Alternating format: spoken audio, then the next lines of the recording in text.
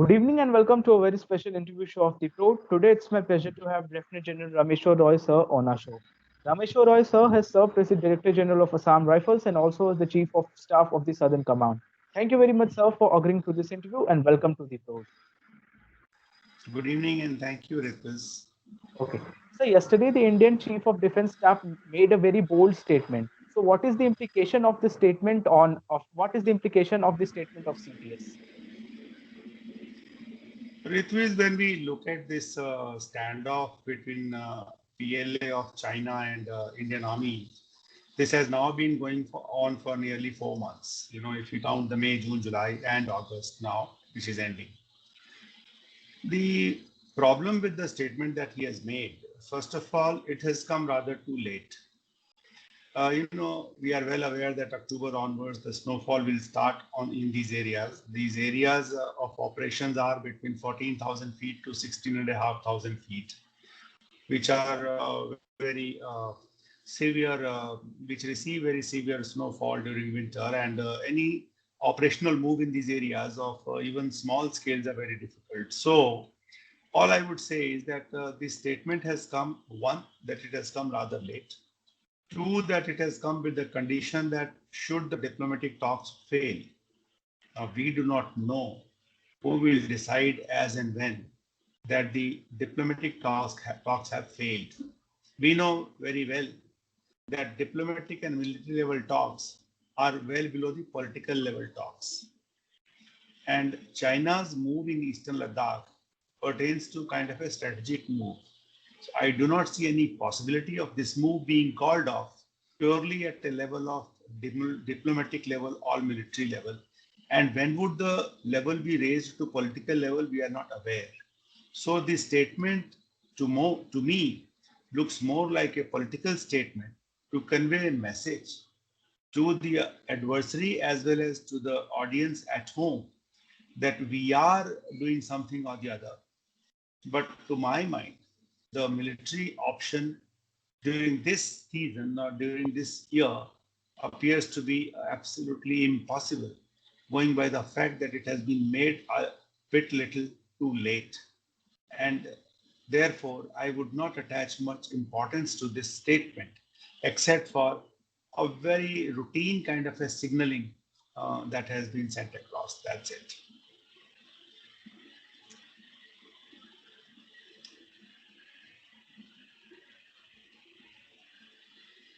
Sir, is military action viable keeping in mind the current situation?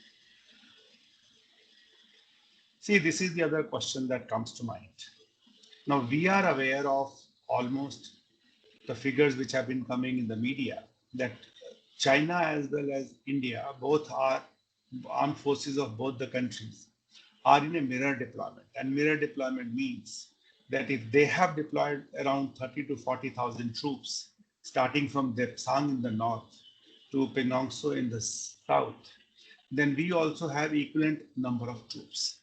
Now, if this is the quantum of troops that the PLA of China has in defenses, and we need to take an offensive to evict them from the places they have come in mountains, the ratios required are minimum 1:6 and more than that because these are high altitudes. So even in terms of numbers alone, I do not find it a very viable proposition that that much numbers can be now built up on our side, going by the logistical problems that may be encountered to build that much of men, material, and uh, wherewithal that is required to undertake such an offensive. So, from that point of view, also, I do not see any great or any big possibility of this any kind of military action taking place in near future. Okay. So, sir, coming to the diplomatic talks, like what are your thoughts on the future of diplomatic talks? We have seen like many talks have already failed. You see, it is the Chinese are very good at prolonging the talks. First of Yeah. all, let's say that whatever they wanted to get in Eastern Ladakh in terms of their strategic objectives, they have already got all that. And they have got it all without firing a single bullet. Yes, Yeah. there have been casualties. about 20 we had on our side, and that much number or maybe more on their side. So going by that, they have got all these areas and all their objectives at hardly any cost of men and material. Now, having got what they want, I do not understand why would they like to surrender all this by simply through the talks. And then they are very good at it. Even if we go by the kind of talks that we have had with them on, say, finalizing the borders between India and China. Now we know that even when we don't go too far back, like 62 and after that, very active border talks have been on since 2003, 2004 onwards, for nearly 2 decades now. And these almost we hear that very high level, about 22 rounds of such talks have taken place. And the outcome has been absolutely zero. So, to my mind, they are very good at keeping us engaged through the talks. They have already done that for last 4 months. Yeah. During these 4 months, they have only strengthened their positions in all these areas that they have occupied. So I do not see any great possibility of the talks being successful. If at all, if at all, there is some kind of a success which may be attached to it, that they may withdraw a few kilometers from one area or the other, that they would have already decided that they will withdraw if at all. Those would be from very insignificant kind of objectives, and therefore talks, success and failure, who will decide, when will that get decided, is also a big question mark.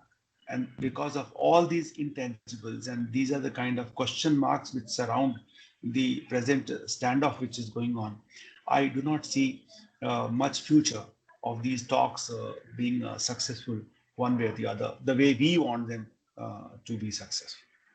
Okay. Yeah. Sir, recently we have seen that India has received Rafale jets, and also in the future we are going to receive the S-400 missile defense system as well. So, what are the implications of Rafale and S-400 systems? Yes, I have also seen all these reports which have been there in the media, and too much. In fact, if I talk of those 5 Rafale jets which came from France, so much of hype was created as if we have got some kind of a secret weapon, and they will be game changer and all. So was the case with S-400 missiles, uh, which have yet to come from Russia. And in that connection, Raksha Mantri had also gone to Russia to ensure that the delivery get expedited and they come in time. See, the problem is that any new equipment, be it for the Air Force or for the Army or for air defense systems, when it gets inducted into the forces, there is a gestation period which is mandatory before all these things can be operationally effective. And that, going by even the earliest time frame, would not be anything less than 6 months to 1 year, maybe in some cases even 2 years. And what is coming now? Firstly, S-400 has not even started the arrivals. Rafales only 5 have come as of now, and out of that 5 also, 2 are the training model. Only 3 are the actual Rafale fighter jets. And our pilots, no matter how early they get used to this equipment, will also take time to get used to it. The numbers itself are rather inadequate to make any difference. So attaching too much of hype to it is almost like digging the well when the fire has already taken place. So when would the water come and how that water will be effective to douse that fire is very difficult to say. Therefore, I'm not very excited about the way the press was excited about the arrival of Rafale jets, or in near future even the arrival and deployment of the S-400 missiles, because all these induction of new equipment are going to take time before they get fully operationalized to be effective against an adversary called China. And then too, our adversary itself has also got huge amount of war waging material. In fact, in their case, they have already displayed much of it. There are reports of they even deploying the stealth jet fighters on the forward air bases. Even when we take that their capabilities of the fighters may not be as potent in terms of the operation from the high altitude and the rest of it. But even then, the point is in terms of sheer numbers, they have indicated enough to us that they wish to outnumber us in every aspect of the bean counting that one would like to do with our adversary. So I am not very excited about these inductions the way the media had reported. Yeah. Okay. So, coming to the United States, please share your views on the degree of support that we can get from the United States, or we can expect from the United Yes. States. Yeah. This again has been in the news, very actively, and particularly the way the U.S. Navy fleets have moved into the Pacific and the Indo-Pacific region, particularly in and around the South China Sea. Yeah. There were large amount of talks, a huge amount of expectations Yeah. that US would be influencing the activities in this part of the globe. You Yeah. see, the fact of the matter is that Chinese have been able to time their action rather very well. COVID pandemic apart, when we look at it, that the US elections are going to take place on 3rd of November. So they knew it very well that right now the biggest ally of India, not ally, but the country which India banks on their support of all kind, is going through the presidential elections. And one knows very well that the presidential election, everybody will be busy with that election and not paying much attention to rest of the developments uh, in any other part of the globe. And even when we presume, we don't know whether Republicans would come back or Democrats would displace them and they would come back. Nobody can forecast the outcome of elections, because these are all democratic elections, and therefore the forecasting would be rather dangerous. So, who will come back firstly?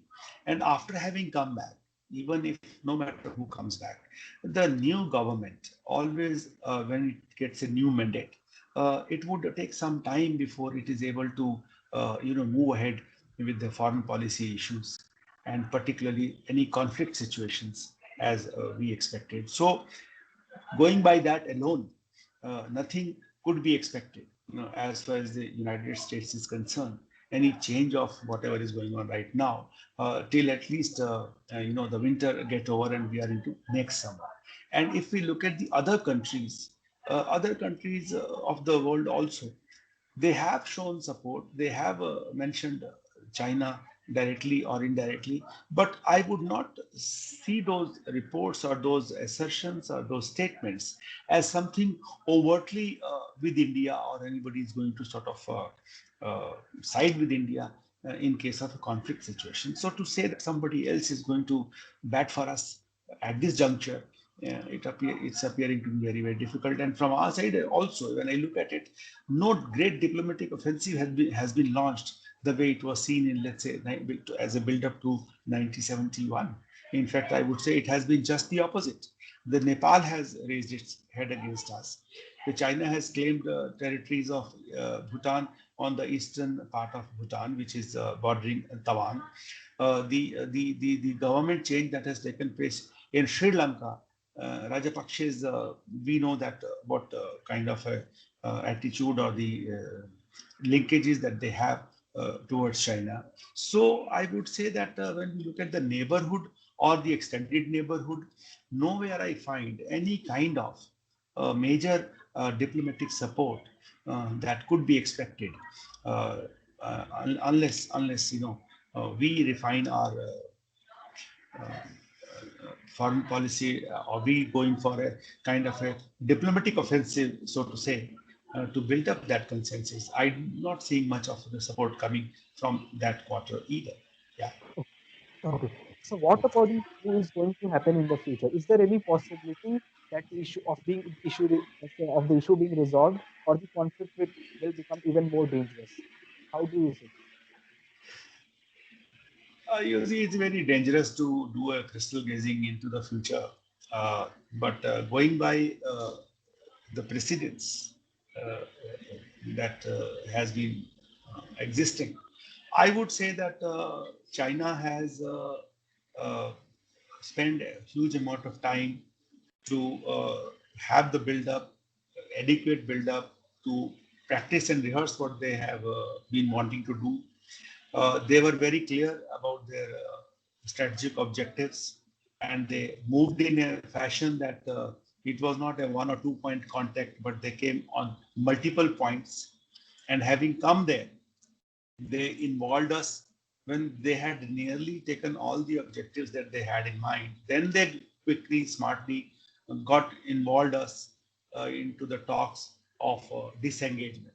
And there again, they started showing us the carrot that it will be disengagement, and then in the next phase, it will be the withdrawal and de-escalation and disengagement and withdrawal, and all kinds of words that started coming through.